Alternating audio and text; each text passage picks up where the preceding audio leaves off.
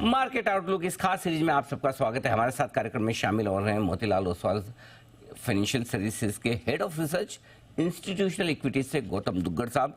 बहुत बहुत स्वागत है गौतम जी, धन्यवाद समय देने के लिए। और आपने चुनाव के नतीजे के बाद संडे को एक बहुत ही इंटरेस्टिंग रिपोर्ट लिखी है, मैंने पढ़ी भी है, लेकिन मैं नहीं बताऊंगा, दर्शकों को आप ही बताएंगे। रिपोर्ट आपने लिखी है, जरा बताएं सर, क्या क्या खास ऑब्जर्वेशन इन नतीजों को देखने के बाद आपने निकाले हैं?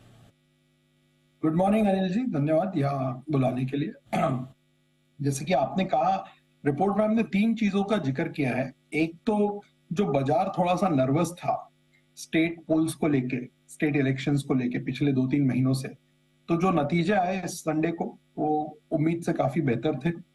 चारों स्टेट्स में क्लियर मेजॉरिटी था और चारों स्टेट में से जो 3 स्टेट बीजेपी ने जीते वो भी उम्मीद से बेहतर थे। बाजार को लग रहा था, जो एक्सपेक्टेशन था एक या ज्यादा से ज्यादा 2 स्टेट का, उन्होंने 3 स्टेट में क्लीन स्वीप किया है। इससे एक चीज जो आगे हुई है वो ये हुआ है कि जो 2024 के लोकसभा इलेक्शंस है उसको लेकर जो एक अनसर्टेनिटी था बाजार में, वो थोड़ा कम हुआ है। क्योंकि पूरा कम हुआ है अभी बोलना डिफिकल्ट रहेगा। As they say in cricket, match is not won till the last ball is bowled. So वो थोड़ा सा एक अनसर्टेनिटी, हैंगओवर जो था वो कम हुआ है। एक सर्टेनिटी का माहौल बनता हुआ दिख रहा है, पॉलिटिकल कंटिन्यूटी करंट डिस्पेंसेशन के लिए। तीसरा, उसमें हमने एक डेटा दिया है जहां हमने ये बताया कि पिछले 25 साल में जो 5 लोकसभा इलेक्शंस हुए हैं, हर लोकसभा इलेक्शन में रिजल्ट्स के 6 महीना पहले से लेकर रिजल्ट्स के दिन तक बाजार ने पॉजिटिव रिटर्न्स दिया है। सबसे कम 9 या 10% आया था और सबसे ज्यादा 35% आया था, बट 5 के 5 लोकसभा इलेक्शंस में मार्केट ने आपको पॉजिटिव रिटर्न्स दिए हैं। इस बार क्या होता है वो हम देखेंगे, बट जो माहौल बन रहा है वो काफी कंड्यूसिव है। और लास्ट पॉइंट नोट में जो हमने जिक्र किया वो ये है कि इंडिया के जो फंडामेंटल्स है बहुत स्ट्रांग दिख रहे हैं, चाहे आप मैक्रो देखो या माइक्रो देखो। अभी लास्ट वीक हमने जीडीपी डेटा देखा था। फर्स्ट हाफ में रियल जीडीपी 7.7% ग्रोथ है, जो कि one of the largest highest growth है इन अ बिग साइज इकोनॉमी। दूसरा, कॉर्पोरेट अर्निंग्स हमने देखे थे 2 हफ्ता पहले। निफ्टी का अर्निंग्स ग्रोथ ये क्वार्टर में 28% आया था, 21% के एक्सपेक्टेशन के सामने, और फर्स्ट हाफ में 30% ग्रोथ निफ्टी ने ऑलरेडी दे दी है अर्निंग्स में। और फुल ईयर का हमारा अनुमान 22% है, जहां हमने अपग्रेड्स भी देखे थे ये क्वार्टर में। और जो बाकी हाई फ्रीक्वेंसी डेटा पॉइंट जिसे हम कहते हैं, चाहे आप पावर डिमांड ले ले या पीएमआई डेटा ले, ऑटो मंथली सेल्स लीजिए, जीएसटी कलेक्शन लीजिए, सब कुछ एक कंटिन्यूड मैक्रो मोमेंटम की तरफ फिंगर पॉइंट कर रहा है। और लास्टली, इन सब के सामने आपके वैल्यूएशन स्पेशली लार्ज कैप में बहुत ही अट्रैक्टिव है। 18 टाइम पे निफ्टी ट्रेड कर रहा है 1 ईयर फॉरवर्ड, लास्ट 10 ईयर का एवरेज 20 पीई है। तो लार्ज कैप में वैल्यूएशन, रिस्क रिवॉर्ड जिसे हम कहते हैं, बहुत अट्रैक्टिव है। और फिर हमने उसमें हमारे चुनिंदा सेक्टर्स जिसे जो हमें अच्छे लगते हैं और स्टॉक्स जो हमें अच्छे लगते हैं उनका जिक्र उस नोट में हमने किया है। सो ये ब्रॉड 3 पॉइंट समरी था उस नोट का।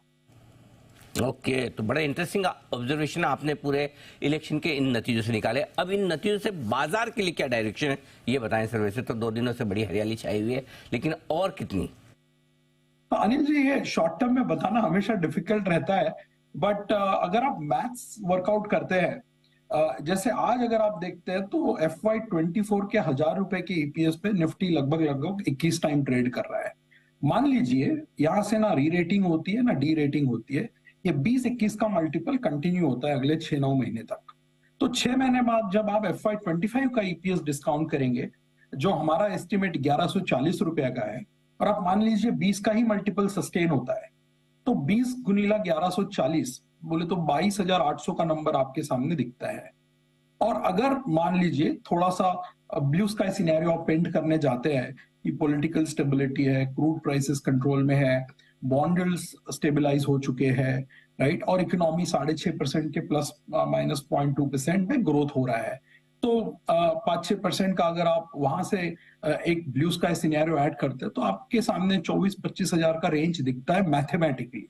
ये हमारा टारगेट नहीं है, मैं सिर्फ आपको एक पोटेंशियल प्रोबेबिलिटी कैलकुलेट करके दिखा रहा हूं कि अगर आपके हमारे जो ईपीएस एस्टिमेट है वो आते हैं और करंट मल्टीपल बाजार का सस्टेन होता है, तो मैथमेटिकली ये एक रेंज बनता हुआ दिख रहा है। अब वो 6 महीने में होता है, 12 महीने में होता है, 9 महीने में होता है, बताना बहुत डिफिकल्ट है।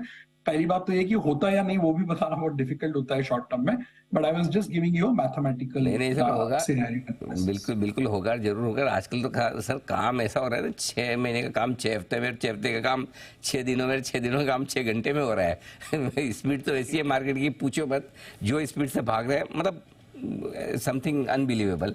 एनीवे, तो चीज़ें भी इतनी बड़ी हुई है। अच्छा सर बताएं, आप कहाँ बुलिश है, अब इस माहौल में क्या खरीदना चाहिए?